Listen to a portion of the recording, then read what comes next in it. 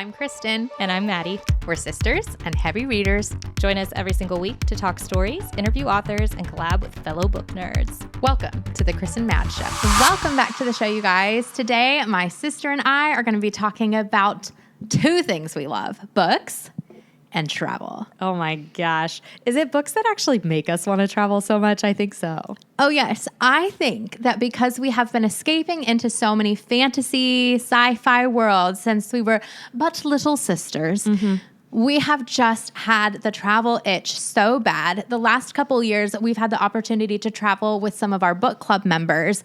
And we had a conversation on our last trip talking about books that feel like bucket list locations. Right. So we have a list today of 12 places that we want to go and explore in our real world that feel like the worlds we escape in our books. Yeah, which actually totally tracks, especially considering how much we read about Europe as kids.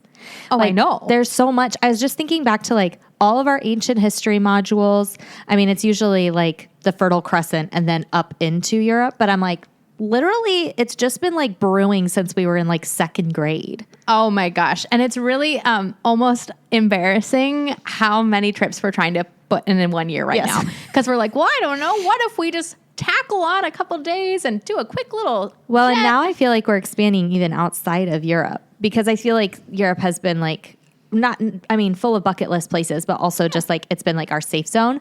And now I'm like, well, there are 7 continents. Let's see them all. Let's see them all. We went to Africa and got to visit Egypt this year. And I feel like that was a huge eye-opening experience for you and I, that we can do longer flights. Oh, yeah. We can go to places where, like, I don't know, our parents have never been. Nobody we know has gone. Yeah. And what a fun experience to be literally inside the books we love. So these are the 12 places And books that we're going to go through. Yeah, books that we've either read and recommend or that are high on our TBR. So hopefully you'll be hearing about them soon because hopefully we get to read them soon.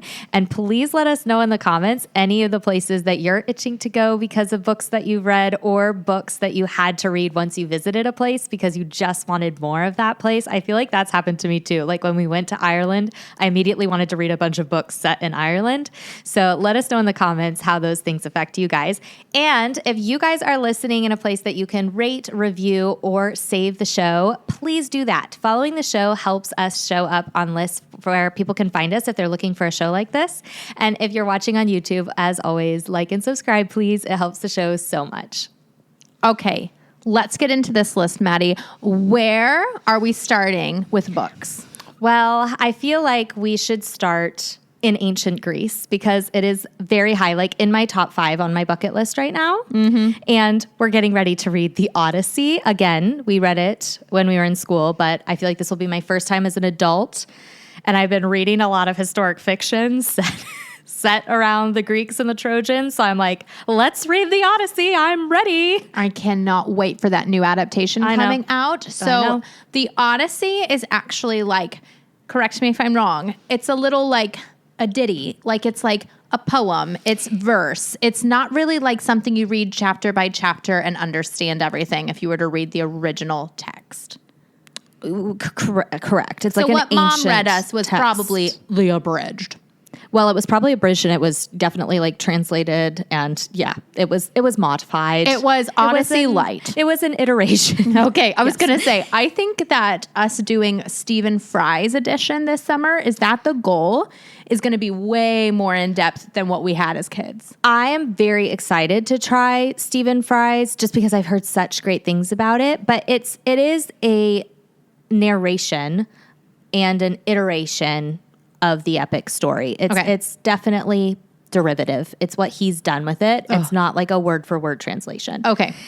So there are tons of translations. I've been told that the film that Christopher Nolan is doing is most directly influenced by Emily Wilson's translation. Oh, shoot. Is hers just also called The Odyssey? Yeah. But it's like her edition. Well, everyone is able to do translation. And the thing with translating ancient work like this, Everybody get your pen and paper out. We're taking notes. You're not just translating from the language, okay? You're not just translating the Greek into English. You are also trying to understand historic context. You're trying to translate it in a way that the original meaning behind the work translates to modern language. That doesn't mean you're writing it in modern language. It just means that, like, if I'm trying to think of an example, like if there was a custom, an ancient custom that had a certain meaning to the ancient Greeks, and we as modern Americans have no idea what that custom is, it would not have the same meaning to us. So directly translating it isn't going to hit. Okay. So a translator is going to try to find a modern sentiment or modern custom that would mean the same thing so that we would get the gist. Whoa, they are doing the Lord's work. They're doing the most. And you really have to understand so much about the customs. And you have to understand, too, that in ancient Greece, so much of their culture, as we understand it, was bound up in how they related to the gods. And the gods were not just a part of their religion. The gods were also in their drama. Oh, it was part of art. They were like celebrities as well. Wait, I'm sorry. The original influencers? They were the original. Greek gods? The OG. And they were every bit as scandalous. I just can't wait to rewatch Hercules leading up to this. It's going to be great. Okay, so if we were to go to Greece, and it's been baked into this book, obviously, it's like the original history. Mm-hmm.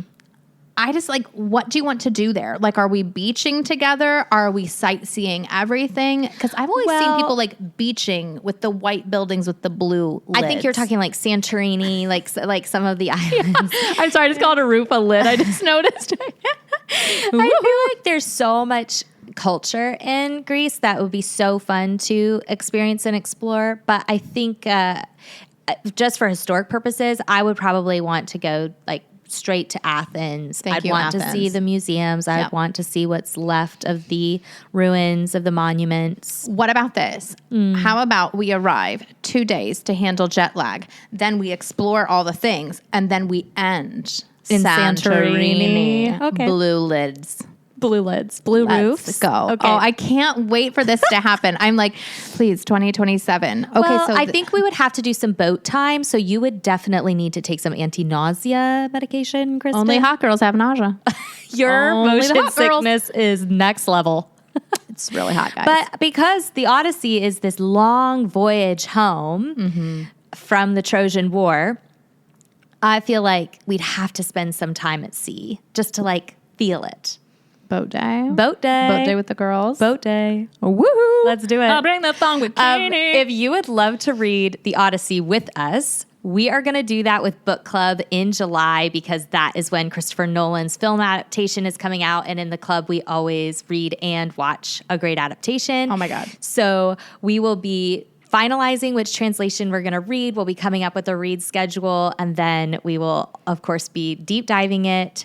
Weekly episodes, and then we will do a thorough watch of the adaptation and compare and contrast and see what we think of it. I am so excited for this deep dive, so you can join us on Patreon in the book club if you want to do that with us in July. Before that, we're doing Jane Eyre, so we're very excited for that as well. We have a link down in the description if you want to try out the book club, actually for a week free. We just unlocked that feature, and we feel like it's a huge level up. We were like, where has this been all our lives? Our bad, guys. We didn't know that was a feature. We didn't know that was a feature, but we have now turned it on. So now, if you have ever been curious about the book club, go ahead and check it out, and you can try it for 7 days for free. We'd love to have you. Okay, where are we going from Greece, sis? Let me consult the map. Through the world. Oh well. What? Obviously, the top of my bucket list, this is the absolute top for me, is Japan. Okay. I said, hold on. I think I know what you're going to say, but it's Japan. Japan? Are you kidding me? I'm so excited about getting there and being there and not the flight, but God, I am so ready. You know who did it for me? It was Fonda. Fonda Lee. Oh, my green bone saga. It's the Jade City, Jade Ward, Jade Legacy trilogy is so peak, you guys. This is the #1 urban fantasy for me. Oh my gosh. I love it so much. It's like martial arts meets The Godfather but make it fantasy. Because it's it centers the Call family, and they're this family of, I mean, I don't want to call them gangsters, but they're kind of gangsters. It's giving Peaky Blinders, but put it in an Asian setting. It's so good. And they protect their own, but they're obviously at war with rivaling clans. And then there's all this juicy family drama. It centers 3 main siblings, 2 brothers and a sister, and their cousin. So kind of the 4 young ones are the up and coming in the family clan, and juicy. Their rivaling clan is every bit as juicy as they are, and it's just great. It's really economic. It's really brilliant. I love that trilogy with my whole heart, and I wept like a baby at the end. So it isn't set in Japan, but it really made me want to visit Japan. And then I read The Sword of Kaigen by M.L. Wang, also set in a fictitious setting, but also based heavily on Japanese culture. And wow, the female protagonist in that Misaki. I still think she's my favorite to this day. I think if somebody said, when you're going through something hard in life, what energy are you tapping into? I'm like, Misaki. I honestly feel like her as a mother, wife, friend, member in society in this book shows such range of what it is to be a woman and to deal with grief. Oh my Well, and just gosh. your loss of identity and what's your place. And God.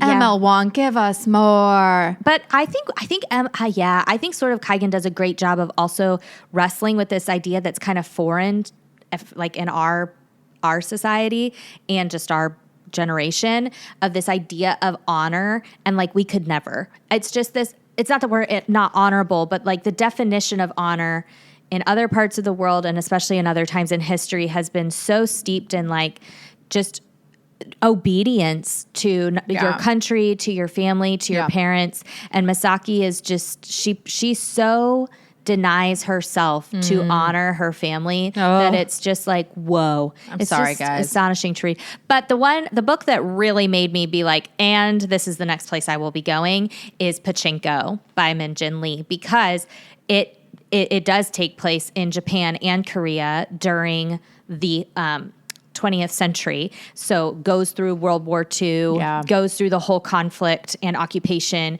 of Korea by Japan. Right. And that just immediately made me be I absolutely must go to these places. I want to see these cities. I want to experience this culture. It was it for me. It is prime historic fiction. It's really wonderful when you read a book about a time in history that you know literally nothing about. Yeah. And by the end of the book, obviously you've barely scraped the foam off the top of what actually was going on in this war and in this time for these cultures. But I'm just why are we not learning this in school? I guess we can't put our teachers are amazing and everybody's doing what they need to be doing in schools. But I just, as an adult, love to continue learning about history.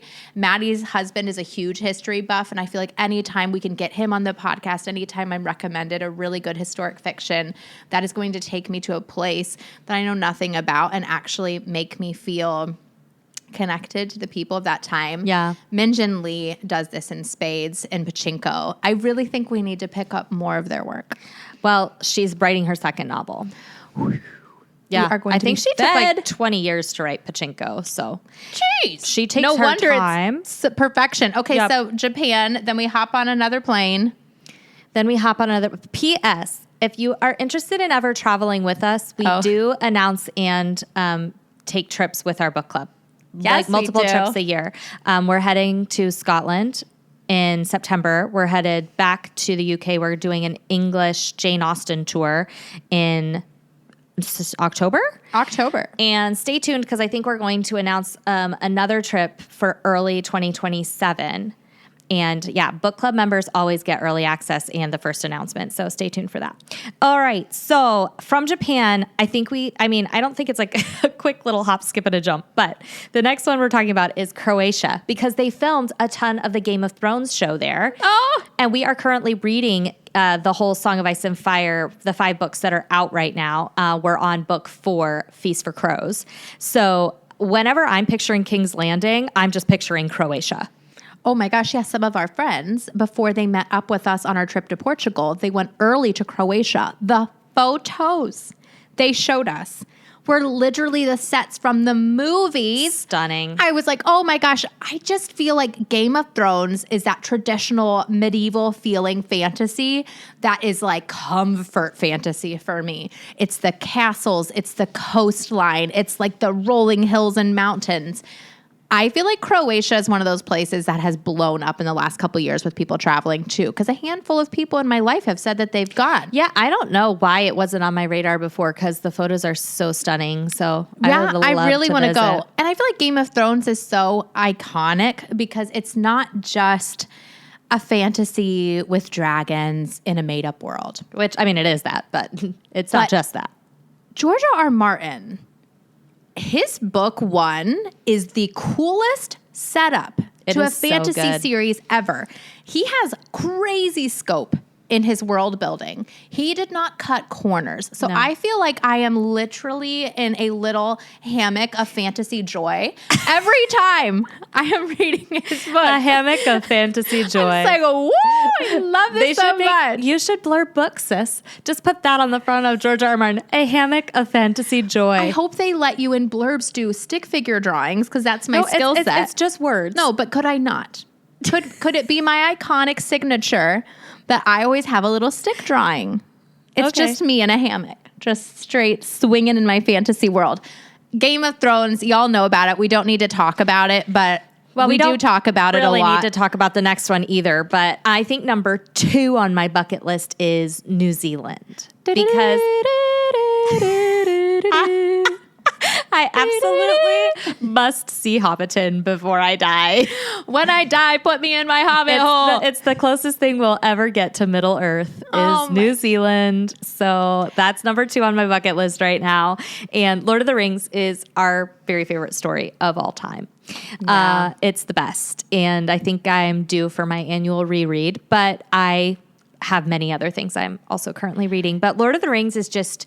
It is the foundational fantasy story. It's good versus evil. It's the most beautiful, rich world building. It's such a comforting world to come back to. It's such good, decent, honorable characters. It's just very emotional for me. And I just think it also has like epic set pieces, epic battles, epic creatures. Yeah.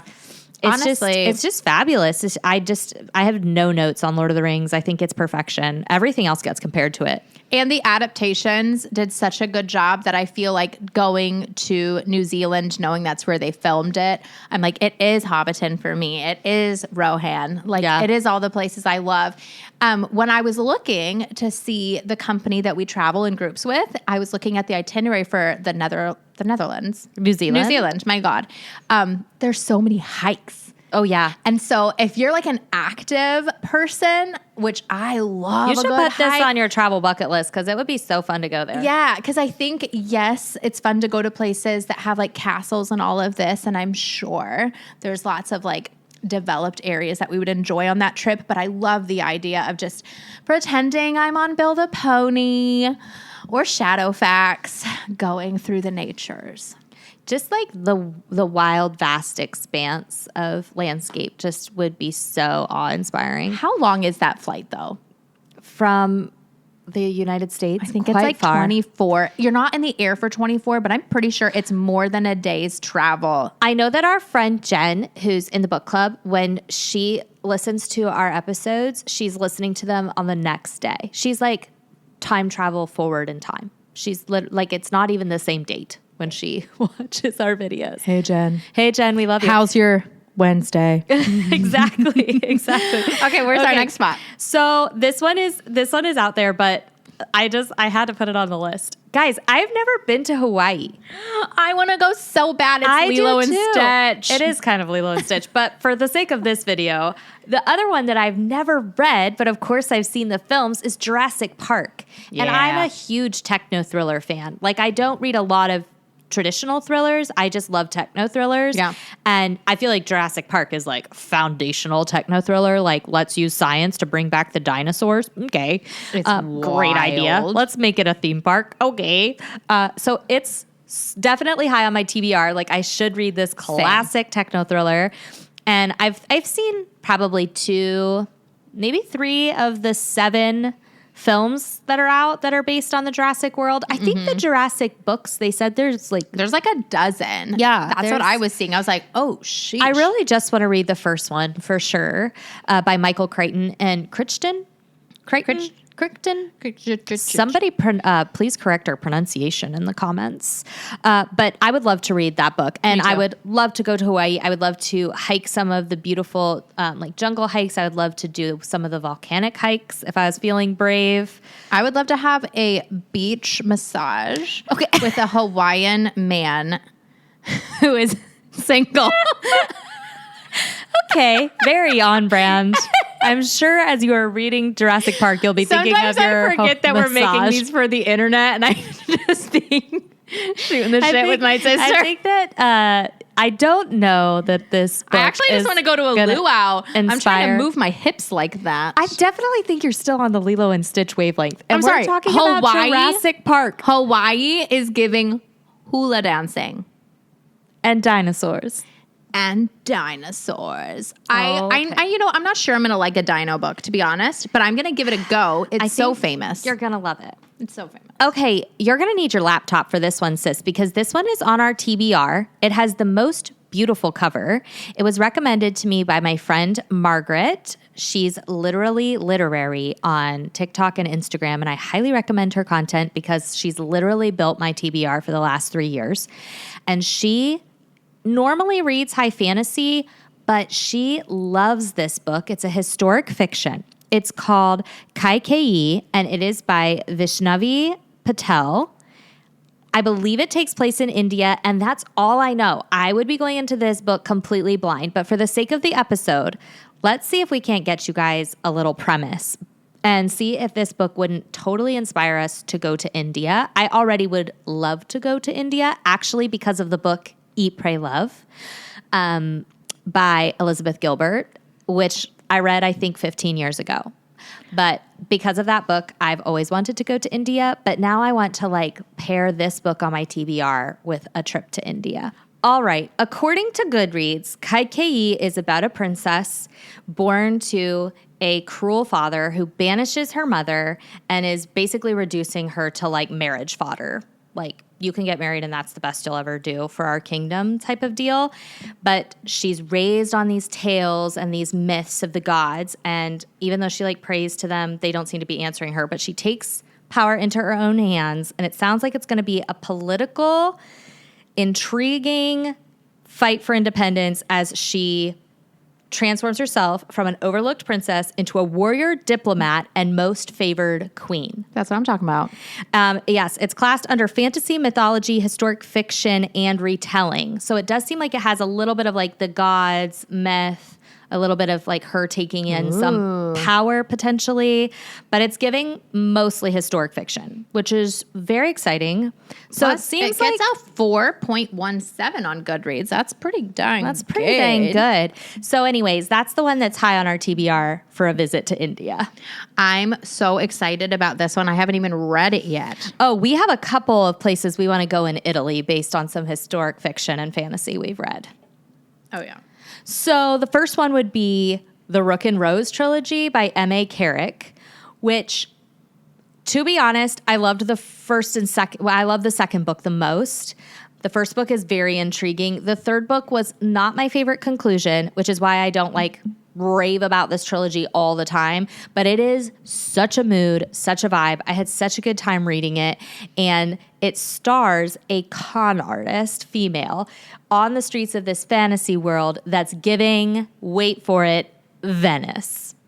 Okay. She's I'd love like to go to Venice. a master of disguise, a master of intrigue. She's like showing up at balls. Is this the one where they're wearing masks? Yes. On the That's front why of it's it? called The Mask of Mirrors is the first book. It's always so clowning when they call a trilogy not the name of any of the three books. It's called Rook and Rose because there's this mysterious vigilante figure who I think goes by the name of the Rook. And then I think she's meant to be the Rose. Rook and Rose is a great name. I'm just like, where did it come from? Whenever there's a fourth name for books where there's only three, it always throws me. Okay, It's so fun. Venice, Yes. absolutely. Outfits are on Pinterest. Yes. And you know why else I want to go to Venice is because of that movie that came out when we were teenagers. It's a heist movie. Oh!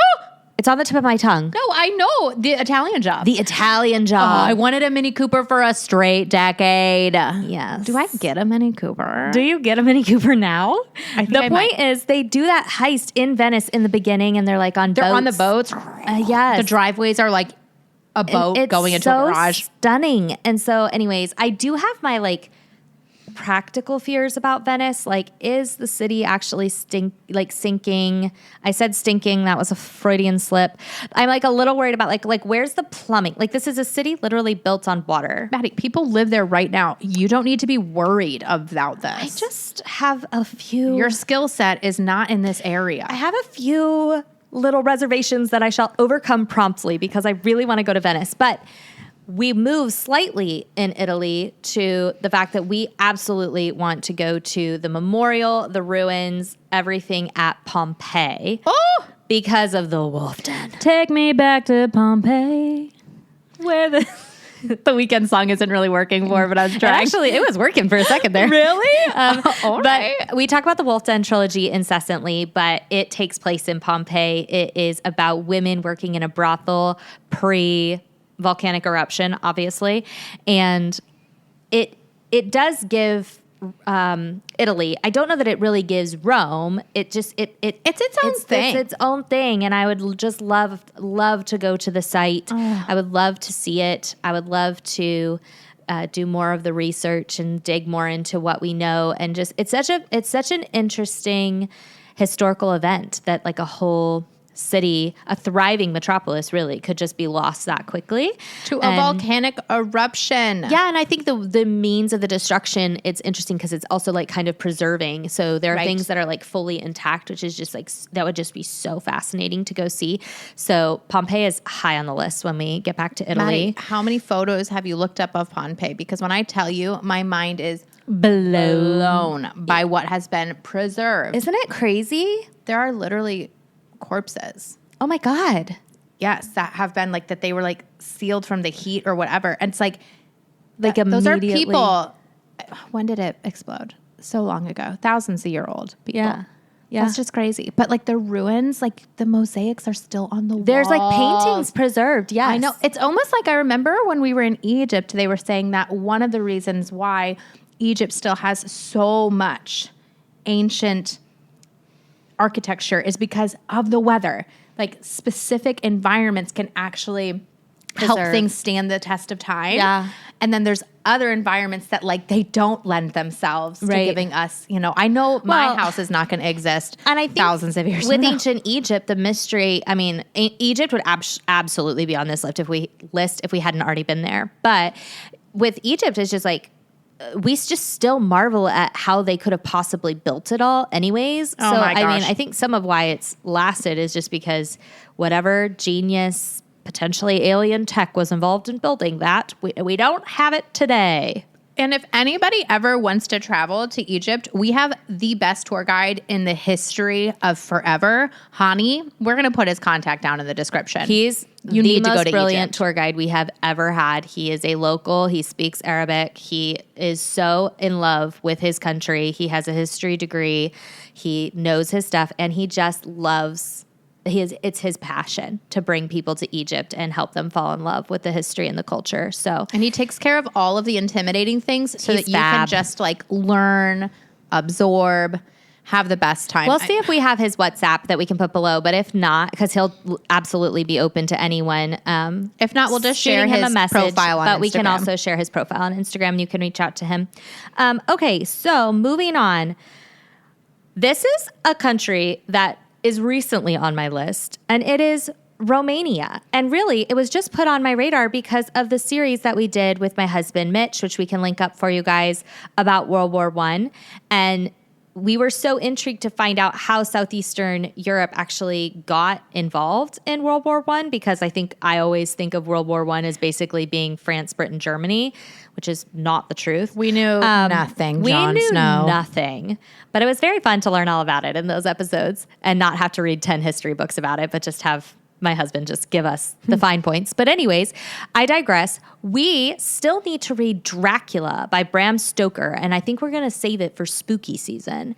And when we read that, I think I'm absolutely going to need to go to Romania. Oh, I'm so sad. I've had Dracula on my shelf for eons. Same. And I keep being like, when are we doing this with the book club? The problem is the book people love spooky season. There's so many books for spooky season. We stack it so much that we don't even enjoy the season because we're trying to get through the spooky season. We have TBR. we all have 40 books on our spooky season. When I tell you, TBR. but Dracula is happening for me, and I have had such a huge unlock ever since we started reading some classics with our book club that I love classics. There are more classics than anything else in my top 10 books of all time.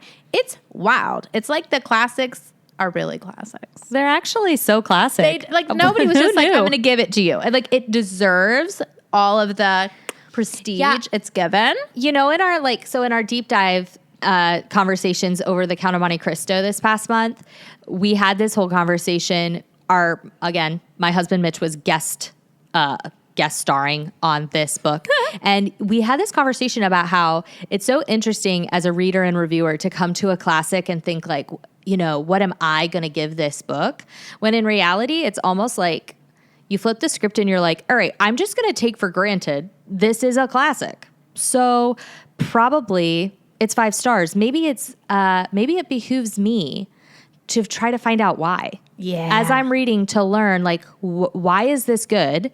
And whether it aligns with my taste or not, try to investigate and learn and be open to why is this book good? And just take for granted that it is. And it's such an interesting script to flip as a reviewer, to be like, I'm just going to put my ego and my, expertise on the side here for a second and try to discover this. And so, yes, we'll definitely be doing that with Dracula. You have to kind of tell your ego to take a seat when you go into a classic. Sit down. You said, you have not read everything, Crichton.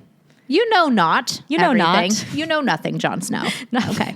All right. What's our next locale? I'm totally into Romania. We have just a few left. So this one I would say is probably also in my top 5 and has been for a while. But I would love to see Scandinavia. Probably Iceland's highest on my list.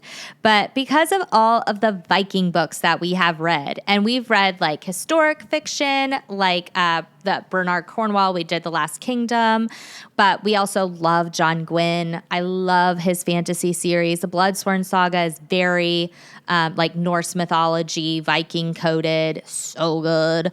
Good. So those are the books that make me think I just want to go see Scandinavia. I want to just I guess I want to go to some of those museums and areas and preservations that they have, the things that they have found of Viking culture. And I know it's not a lot, but there's so much, there's so many bits and pieces of the lore that the historians have put together over the years to give us all of this great story around this culture. And so I would just love to go and see it all. Oh, me too. I feel like it's been ever since I watched The Last Kingdom. Yeah. And then I watched first, then we read it with our book club, had the best time. Yeah. And then when I got into John Gwynne, I'm very excited for The Faithful and the Fallen. It's his quartet. That's on my TBR this year. But I'm like, wait a second, do I just wait until we've booked the trip to Iceland, which will come someday? The Faithful and the Fallen is not as Viking. Is it not? It's not as much? Viking inspired. It's so much I've already more, read the Bloodsworn. Bloodsworn and that one's super is Viking. Yeah, the Bloodsworn I thought he was Saga only writing is, Viking vibes.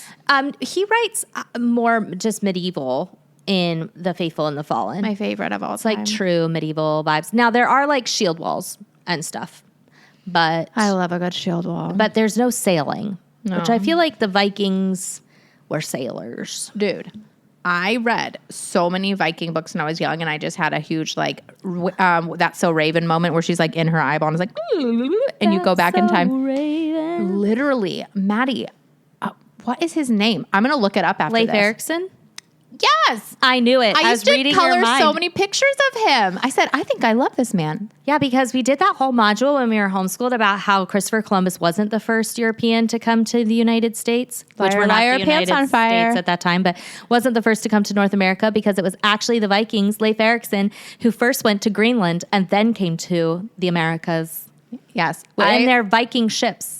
Like I in love their the Viking freaking ships. long ships. And like all the like shields on the side. I don't know how accurate that was, but in my mind, I'm like, it's like decorating. You did color him a lot. I love Where did him. Mom even get those coloring pages? I don't know. I just want to give like a shout out to great parents because our dad brought us Lord of the Rings, and I'm just thinking like, where would I be if my dad had not given me Lord of the Our mom Rings? brought us like ancient history stuff. So good. Okay, yes, Iceland for the win. This one feels like I might put it off for just a few years because I think it would be a great one to take young people on, nieces, nephews, kids. Like it would be really cool.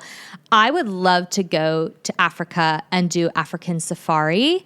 And this is prompted by many things, but the story that comes to mind that I would love to recommend to you guys is The Rage of Dragons by Evan Winter. And the only reason I am not on the rooftops shouting about this series every possible chance I can get is because it's incomplete, and I don't want you guys to get mad at me. It is slated to be a 4-book series, and only 2 books are out, but they are both fire, bangers. 5 stars, both of them. So fun, so easy to read, so singular, so unique. Like you won't read anything like them and they hook you immediately. There are no slogs, no slumps, no slow parts. Like you will take them down so quickly and be fully engrossed the whole time. There's even some delicious romance. It's very, very good. So Rage of Dragons. That was a good tongue Rage roll. of Dragons is book 1, and it's by Evan Winter, and book 2 is Fires of Vengeance. And unfortunately, we do not yet have a release date for book 3. It's so sad. But in Evan Winter, we trust. He will give it to us when he's ready, Yeah. and we do not rush art. No, we do not. But it's a very good series, and it is. It takes place in a fantasy world, but it is inspired by Africa. Gorgeous, beautiful. I really want to do safari. I feel It would be so fun. I feel like I just need a guide. I just know I need a guide. I need a guide as well. I'm sorry. I don't guide my own life. Like, But I'm talk gonna about need. the vistas and the views and the hikes. Like talk about the Can we gorgeous talk about the coastline. food? Does the anybody else travel food. for food? It's me. Like, my God, same. Literally, when well, basically everywhere we go, but I'll go places and I'm like, I don't know if I'm going to be into this. I like what I like. I'm just over on the side, like, no. I also just feel like Africa is a place that I might want to go and see many areas of and be for a long time as opposed to just going on vacation. Do you know what I mean? No, it's an adventure trip. Like, Yeah. I feel like there are vacations. And then there's adventures. And then there's like traveling, which Yeah. is like adventuring. It's exhausting. You don't sleep a lot because there's so much it's to not see. all about you and your experience as much as it's about just like assimilating into the culture, appreciating, respecting, learning, being humbled by how much you don't know. That's always what happens to me when I travel. It's just like, wow, my lens is so narrow.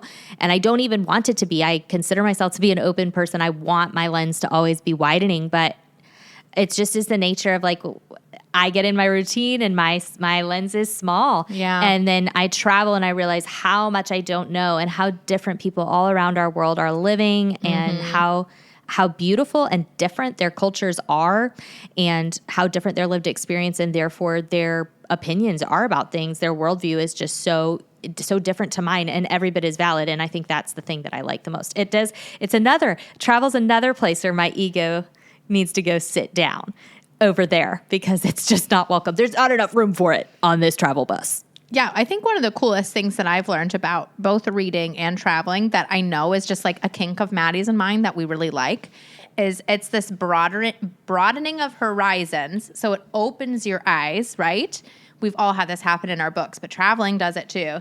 But then also it's like realizing how small you are and you're just like one player in the big game of life. True. And kind of, I don't know, if it's like a good humbling. I mean, I'm an affirmation girl. I'm always like, I'm awesome. I'm the best. But I travel and I'm like, Kristen, you're a dum-dum. Like literally. But you can learn. Yes, but I'm always open and ready to receive new lessons, new people, new cultures. New challenges. And it's really Yeah. fun to escape in books, but if you have the opportunity to travel, Please do it. Oh, it's so For the fun. love of God. Do we have one or two more? We have the last one, guys, and it is recently inspired by our read-through of The Count of Monte Cristo by Alexandre Dumas. I now absolutely must see Paris. Period. The end. It must happen. I am actually shocked it hasn't happened yet. I have been to Paris twice, and it is the most, I was going to say non-overwhelming place, but what I'm really trying to say is like it lives up to the hype. So like, you know, when you go places and in your brain, you're like, I've seen this in movies. And so when I go, it's going to feel like this. Like I went with such high expectations and I feel like it blew the roof off of my expectations. France is so beautiful and so diverse. There's like Toulouse, which is like the pink city because everything is this beautiful. Oh, and I want to go to brick. Marseille because Marseille is where Edmund starts the story. And you've been to Nice, but I've never been to the I seaside. have been to Nice, yes, but that's the only part of France. Bordeaux. I've seen. I can get down in Bordeaux. Okay. Maddie, we've got to go. I feel like France is a place where I'd be Well- like, my second home is in France. And again, because of the little deep dive we did on World War I now feel like there are so many just sites I want to see from Yes. World War I that I would... The trenches. yeah, dude. The frickin' trenches. The frickin' trenches. And then I want to go to that building. Yeah. The one that got explodified. I Yes. don't know if that's still around. No, I thought it was. I found pictures. Aspects of it remain. And I want to find statues and be like, I've heard of him. I've heard of him. We probably called him Mike Wazowski and Sully, the abbreviation. We kept having to liken all of these names and men of war to Disney characters we could remember so that we could remember their dynamics and what they were about. But anyways. Yeah, that's what intelligent people do. You just do associations. It's study. It's really a study hack. Maddie, France is just an easy flight. I know. Let's just go Literally. tomorrow. Book the flight. Let's just go and stay we for need the your summer. husband to be our tour guide Barbie because he is the history buff and he already probably has like an agenda. For the end of this episode, can I just share my little dream? Yes. You already know it. I but- love dreams. Guys, my little dream, we love to travel, as we said, and we cannot wait to go and see all of these places. We would love to go and see some of these places with you guys because we love traveling with book friends. But my dream is to go and spend my summers either in France or in Edinburgh while my children are in middle school, which is coming up. So we can all just cross our fingers for that if we can make that happen. But Maddie, I don't think I can wait that long. That's actually Then- a couple years away. it's not that far. My I just think what a fabulous thing for them. Like I couldn't have dreamed of anything better for myself when I was, 12 to 15, but I just think it would be fabulous if I could do some sort of like the holiday swap with my house, like have somebody live in my house for the summer and I go live in their house for the summer in either Edinburgh or France so that it's not just a vacation, so that my kids and I, let's be real, me, can explore the place that I'm living, but also just live there. Like live there and Settle just, in. just be a little bit, it's still not the same as being a local, but just be a little bit more immersed in the daily life and be less of a tourist.